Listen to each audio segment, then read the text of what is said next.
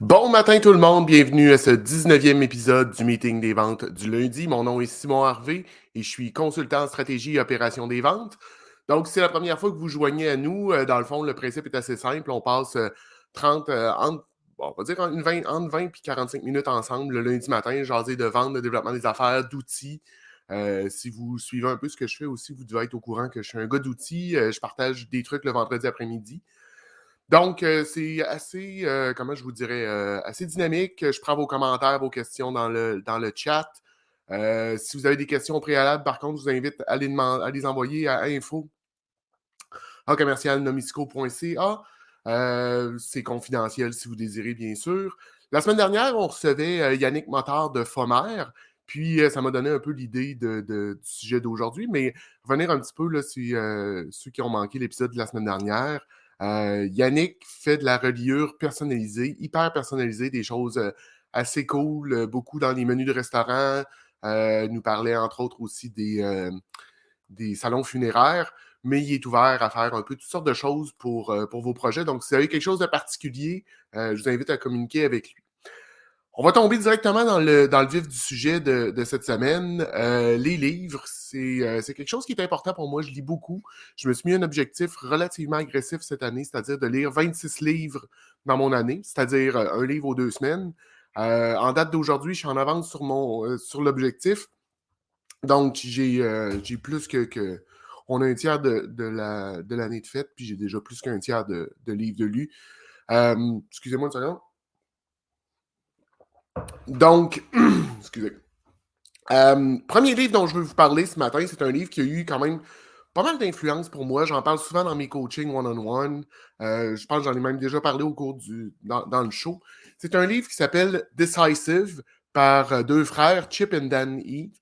C'est un livre que j'ai trouvé très, très, très intéressant. En partant, il se lit bien, bien écrit et tout. Il y a, pour ceux qui regardent en direct là, ou qui regardent sur YouTube, ici, un résumé de chacun des chapitres.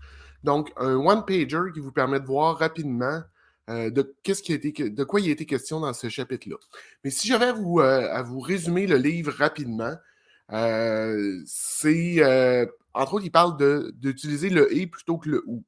Donc, d'avoir, quand on a un choix, entre le choix A et B, il suggère fortement de regarder comment est-ce qu'on pourrait en arriver à une solution qui nous permettrait d'avoir le choix A et B.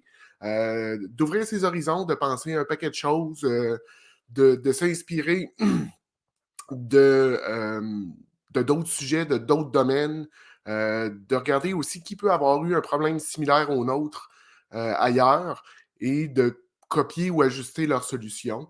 Il suggère aussi de considérer complètement l'opposé de ce à quoi on pense. Donc, je ne sais pas, je vais aller en vacances dans le sud, ben pourquoi je ne regarderais pas d'aller travailler dans le nord? On est vraiment dans le 100% opposé, là, mais voyez un peu le genre.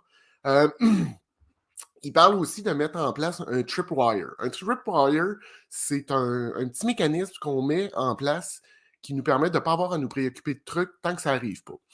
Je ne sais pas si vous avez déjà entendu parler de l'anecdote de Van Halen. Ma blonde m'agace régulièrement à savoir pourquoi j'aime Van Halen. Ce qui est quand même une bonne question. Quand on connaît mes goûts musicaux, Van Halen filtre nulle part, mais j'aime beaucoup Van Halen. Donc, ceci étant dit, Van Halen, quand il faisait de la tournée, euh, avait quand même des demandes particulières. C'est un gros show qui roule, des spécifications techniques très, très difficiles à rencontrer, très précises. Et il y avait dans leur contrat une demande euh, qui était inscrite, c'était d'avoir un gros bol de M&M, pas de brun. Puis là, vous dites, pourquoi est-ce qu'ils faisaient de la ségrégation envers les M&M bruns? La raison est assez simple. C'est qu'ils se disaient, c'est quand même quelque chose d'assez plate à faire, puis tu sais, c'est une grosse job. Là. Tu trouves un petit sac de M&M, tu le déchires, tu le tries, tu enlèves les bruns, tu mets toutes les autres couleurs dans un bol. Là, mais c'était un tripwire pour eux autres. Ils savaient que si le producteur, si la personne qui était en charge de produire le show n'avait pas fait ça, il y avait des risques qu'il avait tourné les coins ronds ailleurs dans le processus, que peut-être que tout n'était pas up to spec, ne rencontrait pas leurs exigences. Donc, c'était un gros. Ça pouvait être ce qu'on appelle en production là, un showstopper. Ça pouvait être quelque chose qui les empêchait d'aller sur la scène. Donc, dans le livre, les frères E recommandent de mettre en place quelque chose comme ça. Puis je trouve ça vraiment intéressant comme façon de voir, comme façon de faire de ce côté-là. Donc, je vais regarder un petit peu. J'ai Geneviève Terrien qui dit Think outside the box, j'adore. Effectivement, c'est un peu ce qu'il recommande. J'ai René Lahaye, un autre truc comme ça, ne pas utiliser mais. Effectivement, le mais peut bloquer. Il y a comme un côté négatif au mais, donc d'utiliser le et plutôt que le mais aussi. L'autre chose qu'ils recommandent, les autres appellent ça une stratégie, un mot épouvantable. Écoute, David, je vois que tu as écrit un mot épouvantable à employer avec un client. J'imagine que tu parles du mais. Euh, les frères Heath parlent aussi d'une technique qui s'appelle RAP. Bien évidemment, c'est un livre anglophone, donc le W, c'est pour Widen Your Options, donc ouvre tes horizons. Le R, c'est pour Reality Test Your Assumption, donc fais des tests dans la réalité de ce que tu crois, teste tes hypothèses.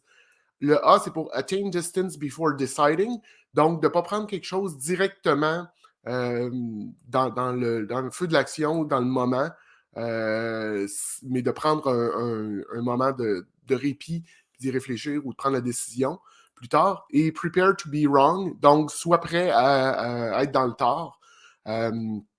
C'est quelque chose qui ressort dans ce livre. Donc ça, c'est mon premier livre dont je voulais vous parler ce matin. Le deuxième livre dont je veux vous parler a été une recommandation d'un partenaire d'affaires il y a un peu plus qu'un an. On était assis, puis je parlais que je lisais beaucoup, et Francis de Colabox m'a parlé d'un livre que j'ai acheté, que j'ai lu 2 fois, j'ai adoré, et je dis souvent que j'ai peu de regrets dans la vie, sauf de ne pas avoir lu ce livre-là plus tôt. Et le livre se nomme Getting Things Done. En français, ça s'appelle S'organiser pour réussir. C'est un gars qui s'appelle David Allen qui a écrit ça. Il y a une méthodologie, un procédé qui existe autour de ça. Un petit bémol, moi, je l'ai acheté sur Amazon et je me suis dit, je vais l'acheter usagé. C'est pas besoin d'acheter ça neuf, un livre. Sauf que j'ai acheté la version 2005. J'ai acheté ça l'année passée, fait que le livre avait quand même une quinzaine d'années. Et si vous n'êtes pas au courant, la technologie a grandement changé dans les 15 dernières années. Fait que lui, dans cette version-là, parlait d'une invention révolutionnaire qui s'appelait le Palm Pilot. Peut-être qu'il y en a même d'entre vous qui ne savent même pas c'est quoi un Palm Pilot, tellement qu'on remonte loin dans le temps. Donc, petit conseil, si vous l'achetez, essayez d'acheter la version la plus récente.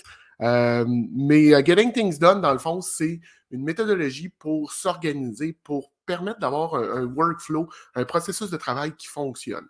En gros, là, rapidement, si c'est ce qu'il recommande David Allen dans ce livre-là, si ça prend moins de 2 minutes à faire, tu le fais immédiatement. Si ça prend plus que 2 minutes, tu as 2 choix. Soit tu le délègues à quelqu'un dans ton organisation ou quelqu'un d'autre, peu importe. Soit tu le prévois à faire dans un autre moment, puis tu l'exécutes à ce moment-là. Selon lui aussi, tout ce qui va dans le calendrier est sacré. Donc, si vous mettez quelque chose dans le calendrier, on ne déplace pas ça. C'est fait pour... le calendrier est un endroit, comme je viens de dire, un endroit sacré. Ce qui va dans le calendrier, on ne le modifie pas, on ne le change pas. Il n'y a rien qui peut nous faire modifier ça. Et il parle de to-do.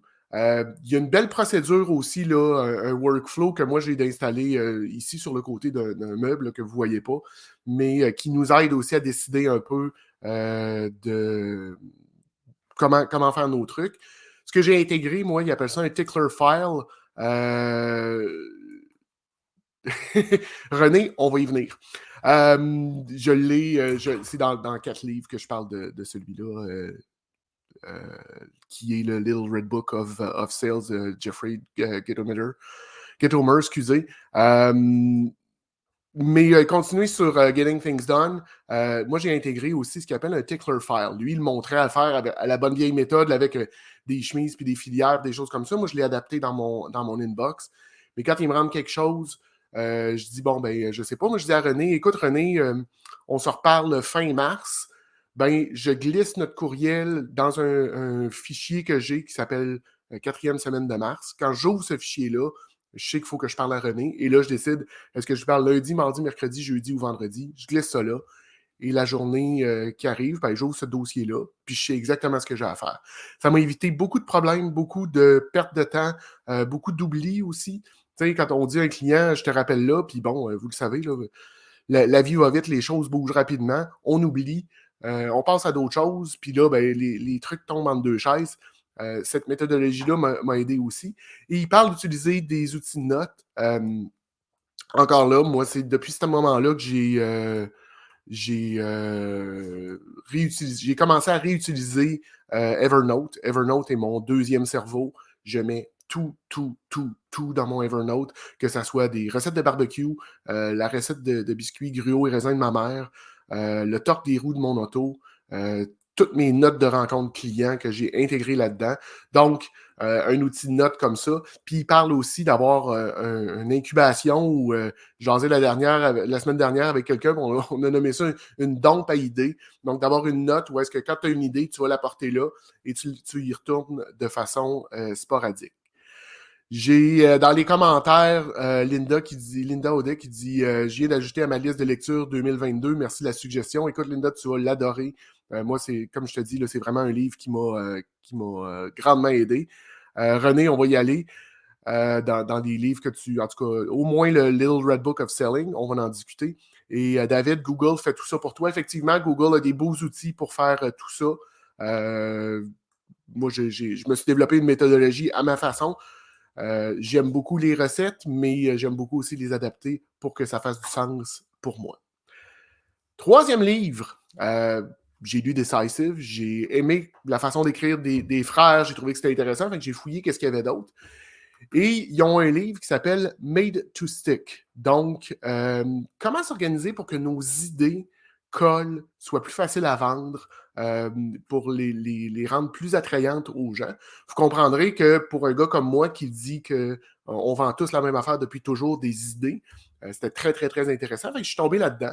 Un petit peu le même genre de livre, super bien écrit, ça se lit bien, pas très long, pas très long, c'est quand même il y a combien? Il y a 260 pages à peu près. Mais bien écrit, ça se lit très très bien, comme je viens de dire. Dans le fond, c'est comment présenter ses idées. C'est ça qui ressort de Made to Stick. Le S, ils ont un acronyme qui s'appelle Success avec seulement un S à la fin. Donc, simple, le U pour unexpected, donc inattendu, le C pour concrete, donc quelque chose de concret, de tangible. L'autre C, c'est crédible, donc quelque chose auquel on peut se fier. Le E pour émotionnel, donc d'avoir un côté très émotionnel dans la présentation des idées. Et le S pour histoire. Donc, de raconter une histoire autour de notre idée. Les gens aiment tout le côté storytelling. Il parle aussi d'utiliser des inattendus, donc un peu comme dans n'importe quelle bonne histoire, d'avoir quelque chose que les gens pensent qu'on s'en va dans une direction, puis on les amène ailleurs. Ça a une bonne incidence sur la façon dont les gens reçoivent nos idées. Utiliser des gaps de curiosité, donc de laisser des trous dans ce qu'on raconte de façon délibérée pour que les gens soient intéressés puis veuillent remplir ça. La nature a horreur du vide, comme on sait. Donc, les gens vont retourner puis vont poser des questions là et ça va pouvoir t'amener ailleurs et raconter d'excellentes histoires. Donc, vous avez peut-être une petite idée de ça, du prochain livre. Pouvez-vous m'écrire dans le chat quel livre je pourrais parler? Je viens de parler d'histoire 2 fois, là. Ça devrait vous donner un petit hint.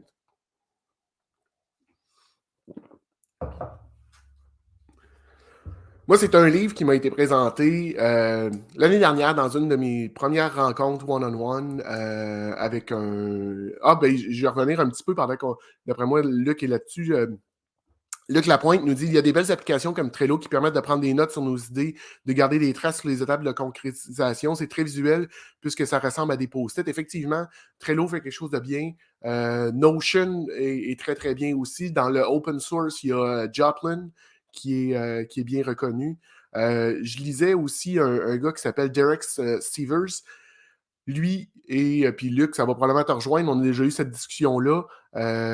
Très, très de base, il utilise des documents Word avec quelques mots-clés dans le haut. Puis même pas Word, là, je dirais que c'est des points TXT pour éviter ça. Donc, c'est un livre qui m'a été présenté, le prochain livre dont je vais vous parler ce matin, m'a été présenté dans une de mes premières rencontres avec quelqu'un qui est devenu un ami depuis ce moment-là, Mathieu Chevalier. Mathieu m'a parlé quelque chose qui l'avait guidé dans sa vie. Et c'est Donald Miller qui a écrit Building a Story Brand. Donc, c'est un livre super intéressant sur comment raconter des histoires. Donner un peu le background de Donald Miller. Il voulait devenir écrivain, beaucoup de difficultés. Et là, il s'est mis à étudier des films, essayer de comprendre comment le film était bâti, puis il s'est rendu compte que c'est tout le temps le même genre de truc. Et en vente, c'est quelque chose qu'on a tendance souvent à faire, c'est que, en fait, le livre raconte qu'on ne doit pas se positionner comme un héros dans l'histoire de notre client, mais bien comme un guide. Tu sais, on a souvent la tendance à vouloir être le héros puis sauver la game pour notre client, mais notre client est héros de sa propre histoire. Et on n'a pas besoin d'avoir deux Luke Skywalker dans Star Wars. Un seul, c'est suffisant. Mais pour que Luke Skywalker puisse faire son parcours, puisse faire les 3 films, dans le fond, ça a pris un guide à quelque part qui a pris la forme d'Obi-Wan Kenobi. Donc, puis bon, moi, toute la trilogie et tout l'univers Star Wars a fait partie de ma vie depuis pratiquement mes débuts. Fait que je peux faire une corrélation facile, mais c'est... ouais, exactement, David, c'est l'histoire à Chevalier. C'est Mathieu qui m'a mis sur ça, puis je l'ai lu. Et moi, ça m'a vraiment inspiré grandement aussi. Donc, de ne pas se positionner comme étant un héros dans l'histoire de notre client, mais beaucoup plus comme un guide, de l'aider à atteindre. Donc, de comprendre qu'est-ce que notre client, notre prospect veut atteindre et de l'aider à se rendre de ce côté-là. Tu sais, puis là, je me suis mis une note dans mes trucs. Je vais peut-être aller loin un peu, là. Mais j'ai écrit on veut être Obi-Wan Kenobi, pas Luke Skywalker. On veut surtout pas être Darth Vader. Et je vous invite à aller faire une recherche sur Chad Vader, c'est un spoof du milieu des années 2000 sur YouTube. Chad Vader est le frère loser de Darth Vader.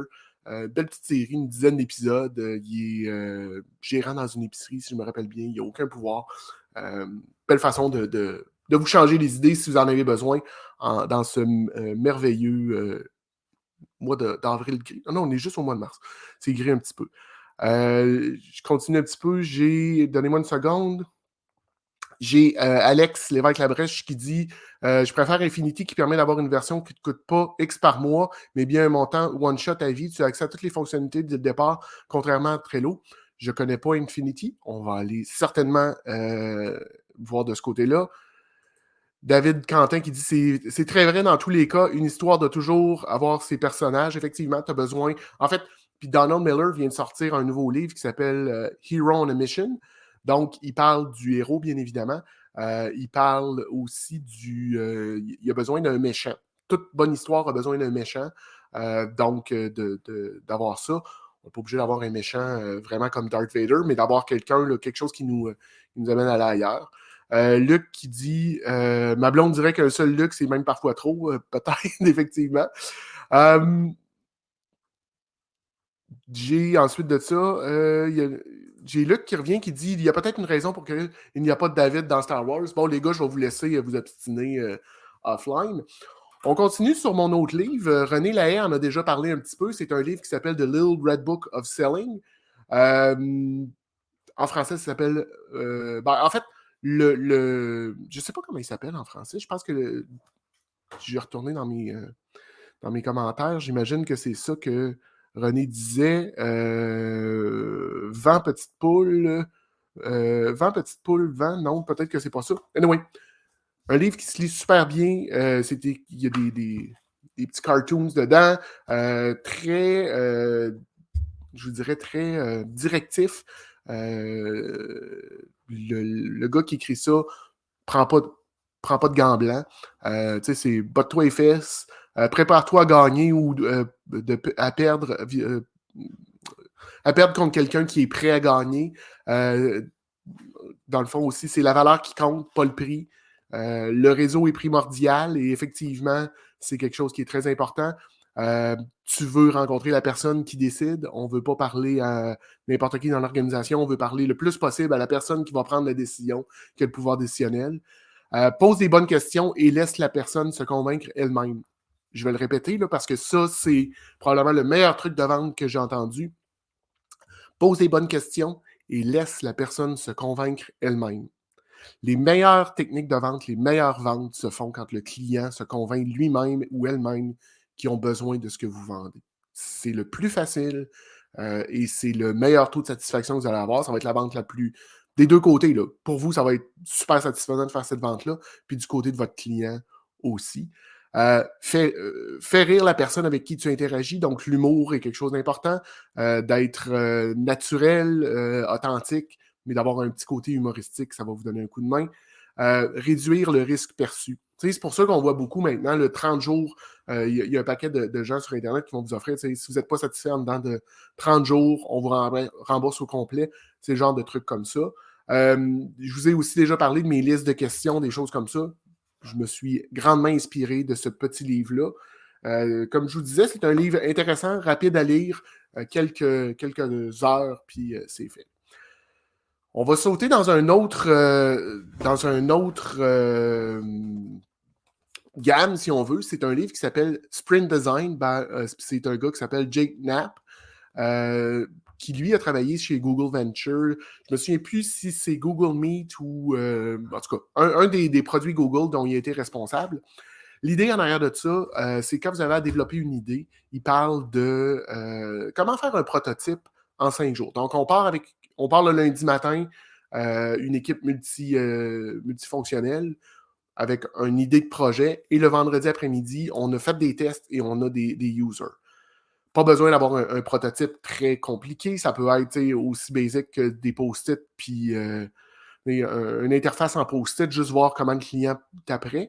Mais c'est super intéressant. Moi, ça m'a ouvert côté créativité, côté solution, comment développer une solution, comment penser. Si on remonte un petit peu avec Decisive, c'est un livre qui va bien avec ça, donc vraiment de faire la créativité. Le livre est superbe aussi. Bon, peut-être qu'on le voit ici. Là. Donc, ça, c'est le roadmap qu'il suggère de faire. Donc, le map, le sketch, puis de comment on peut arriver à faire un prototype en 5 jours. Laisse acheter, ne vend pas. Vincent Fournier le dit depuis toujours, effectivement. C'est un secret de la vente. Kevin qui revient, qui dit laisse le client se convaincre, c'est bon ça, je vais le mettre en pratique. Go Kevin, écoute, puis te connaissant, tu vas avoir énormément de succès avec ça. Ta drive devrait t'amener là. Le prochain livre dont je vais vous parler, c'est quelque chose... c'est un livre qui, moi, m'a aidé énormément. Je vais enlever la... Tiny Habits, BJ Fogg. Je vous en parle pas trop, mais moi, c'est un de mes secrets, un de mes livres secrets que j'ai lu. Je l'ai référé à ma blonde. J'en parle régulièrement dans mes coachings. Très facile à mettre en place. C'est le secret des petites habitudes. Donc, de mettre en place des petites choses. Je vais vous résumer le livre très simplement. On sait que la motivation, c'est quelque chose qui ne dure pas dans le temps. Donc, pour arriver à faire une tâche, il faut la rendre la plus simple, facile. C'est vrai pour vous, c'est vrai pour vos clients aussi. Donc, si vous designez un produit, si vous designez un service, organisez-vous pour que ça soit le plus facile possible pour votre client de faire affaire avec vous.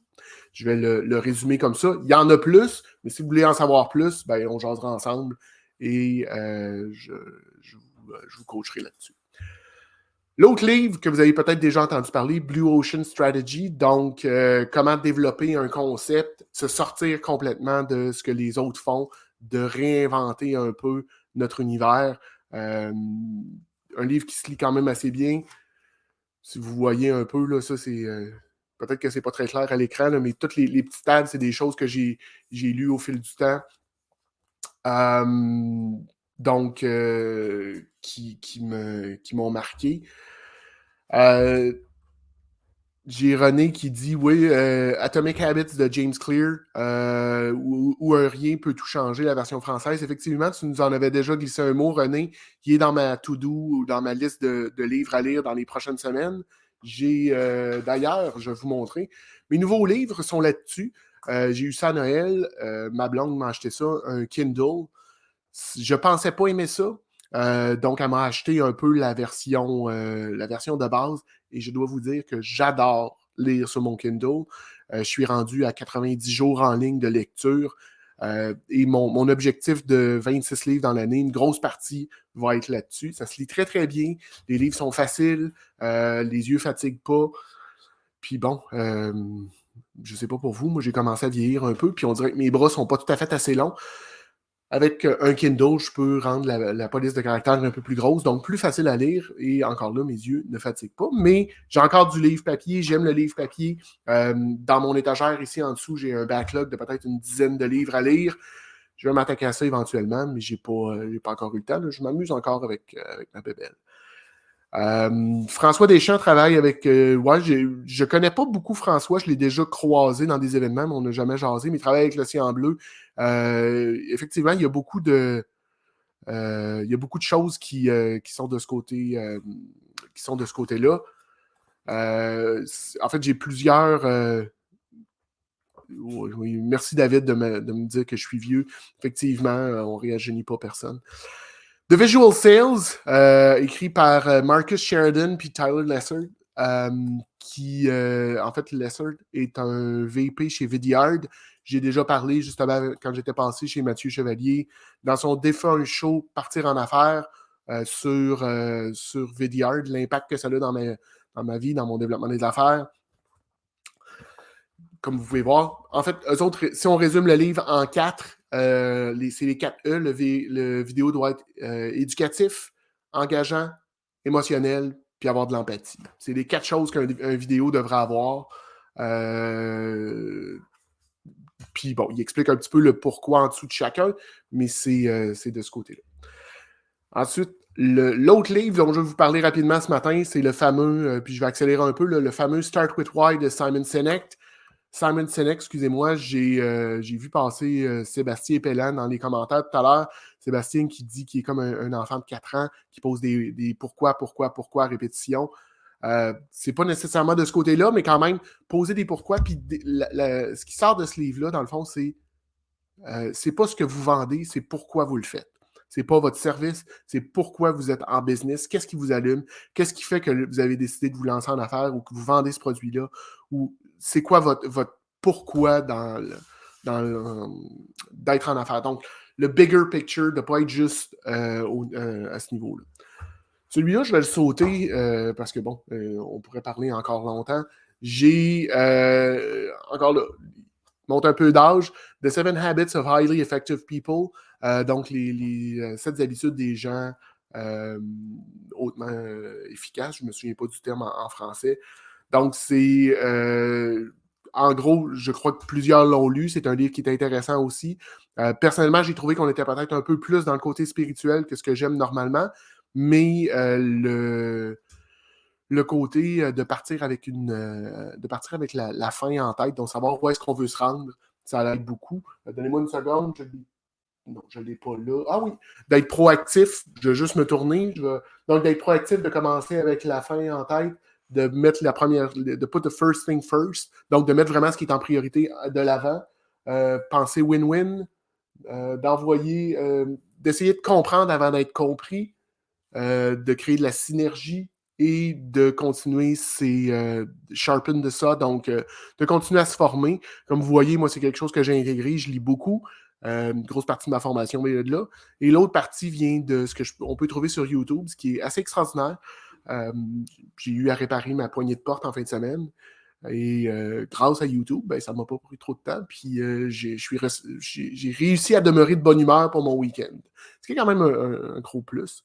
Dave Cameron qui nous dit un must. Le livre L'art de la guerre de Sun Tzu, qui est écrit au 5e siècle avant Jésus-Christ, est considéré comme le premier livre de stratégie au monde. Court traité stratégie militaire chinoise datant... écoute, ça fait des... Effectivement, Dave, il est super intéressant ce livre-là.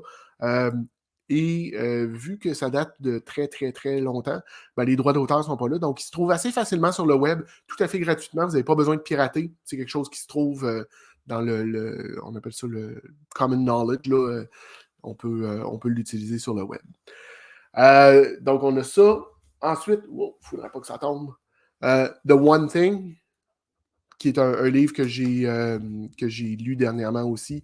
Donc, de cesser de s'éparpiller, c'est un défi qu'on peut souvent avoir, on est plusieurs à avoir, là, de Il y a plein de choses qui nous intéressent, il y a plein de choses de tous les côtés, mais de se focusser sur une chose et une chose seulement et de bien la faire, c'est ce qui ressort de là. Rapidement aussi, The Greatest Salesman in the World. C'est un livre qui date peut-être pas aussi vieux que L'Art de la guerre, excusez-moi, mais qui date quand même de plusieurs années. Il y a aussi How to Make Friends and Influence People de Dale Carnegie, qui est intéressant. Un que je vous recommanderais, donc je l'ai seulement en virtuel, c'est The Mom Test. Un livre d'une centaine de pages, un e-book qui se lit très très bien sur comment est-ce qu'on peut, quand on a une idée de projet, la pire personne à qui le demander, c'est sa mère, parce que, j'espère pour vous, là, votre mère vous aime ou vous aimez, donc elle ne voudra pas vous faire de peine et elle va vous dire ce que vous voulez entendre. Ce qui est très mauvais en affaires, on s'entend là, si on veut avoir la vérité beaucoup plus que de se faire flatter dans le sens du poil. Ce que le livre dit, c'est de poser des questions de façon à ce que les gens ne sachent pas ce que vous cherchez à savoir. De poser des questions générales, d'avoir quand même un plan puis une idée directrice, mais de poser des questions, pas dire je suis en train de lancer, je sais pas moi, un nouveau type de stylo, penses-tu que ça va t'intéresser? Les gens vont dire oui. Ils vont peut-être vouloir signer, mais quand va venir le temps de sortir leur carte de crédit et d'acheter, ça se passera pas. Le mom test nous aide à mettre en place des trucs de ce côté-là. Luc Lapointe qui nous dit The Strategy of Conflict, un traité sur les stratégies rationnelles lorsqu'on négocie avec les autres. Intéressant, Luc, je vais aller ajouter ça à ma liste. J'ai aussi, puis je l'ai lu sur mon Kindle, donc je ne l'ai pas en papier, mais The Big Leap par un gars qui s'appelle Gay Hendricks. Vous l'avez peut-être déjà vu, là, c'est la couverture, il y a un poisson qui passe d'un petit bocal à un gros bocal. On parle souvent de zone de génie versus zone d'expertise. Donc, ça nous explique comment changer, quels sont les mécanismes qui peuvent se passer à l'intérieur de nous quand on essaie de changer de zone puis de se ramasser dans notre zone de génie, qu'est-ce qui peut nous tirer par en arrière. Un livre qui se lit bien, encore là, très intéressant. Et bon, j'en ai un paquet d'autres. J'ai déjà offert ma liste de livres. Parce que bon, je suis un gars de KPI, je suis un gars de données. Je lis un livre, je le note. Je lis l'année, je note l'année dans laquelle je l'ai lu. Et même, étant donné que je lis beaucoup en anglais, c'est peut-être plus facile pour moi, mais il existe des sites où est-ce qu'on peut trouver des résumés des livres. Donc, chacun des livres que je vous ai parlé aujourd'hui, il existe un résumé sur le web, une page et demie pour vous aider à avoir les grands concepts. Puis je vous dirais, c'est ce que j'ai utilisé aujourd'hui pour vous en parler. Je vais aller relire rapidement ces choses-là parce que bon, il y a des livres que ça fait 1 an et demi, 2 ans que j'ai lus. Il y en a qui sont frais à ma mémoire quand même. Si on prend Decisive, j'y fais référence pratiquement tous les jours, mais j'en ai d'autres que je me suis moins resservi, et malgré qu'il soit important et qu'il ait été marquant pour moi, donc je suis retourné voir. Si jamais ce truc-là vous intéresse, je vous invite à communiquer avec moi. Là, vous pouvez m'envoyer à info@nomisco.ca, puis je vous la ferai parvenir sans problème. Luc qui nous dit, idéalement, lorsqu'on sonde les gens, on ne demande pas ce qu'ils veulent faire, mais ce qu'ils ont fait récemment. Exemple, avez-vous déjà acheté des crayons? Et non pas, avez-vous l'intention d'acheter des crayons? Effectivement, tu vois, ça change. Juste la réponse, en fait, on va avoir le même type d'information, mais la direction ou en fait la véracité de l'information va être complètement différente. Merci Luc de ce point-là. Ça nous amène un peu vers la fin du show. Je vais prendre le temps de lire vos commentaires, de noter vos livres, d'en rajouter dans mon backlog. J'en ai plusieurs qui sont super intéressants. Ceux qui me suivent sur LinkedIn, où c'est là que je suis le plus visible, le plus actif. Vendredi dernier, j'ai partagé mon petit truc du vendredi qui était sur un site web qui s'appelle InPaint, qui permet d'effacer des bouts de photos que vous avez. Donc, j'ai partagé une photo que j'ai prise lors du show de Killers à Québec, au Capitole. On était super bien placés, pratiquement front stage. Ma blonde a pu toucher à Brandon Flowers. Quand il s'est tiré la main, ça vous donnait un peu Sauf que, bon, en mauvais photographe, j'ai pris des photos, mais le gars de sécurité était toujours là avec sa face pas de sourire. Le site nous permet d'effacer ça, donc de rendre les photos beaucoup plus utiles ou agréables, puis je peux les réutiliser, donc ça peut être quelque chose pour vous. Aujourd'hui, on a fait le tour des livres qui m'ont marqué au cours des dernières années, en fait, depuis 1 an et demi, 2 ans. Certains plus. Si vous en avez d'autres, comme je vous disais, là, je vais prendre le temps de lire ceux que vous avez mis. J'ai René qui met dans le chat ici une belle liste sur saleslovesmarketing.co.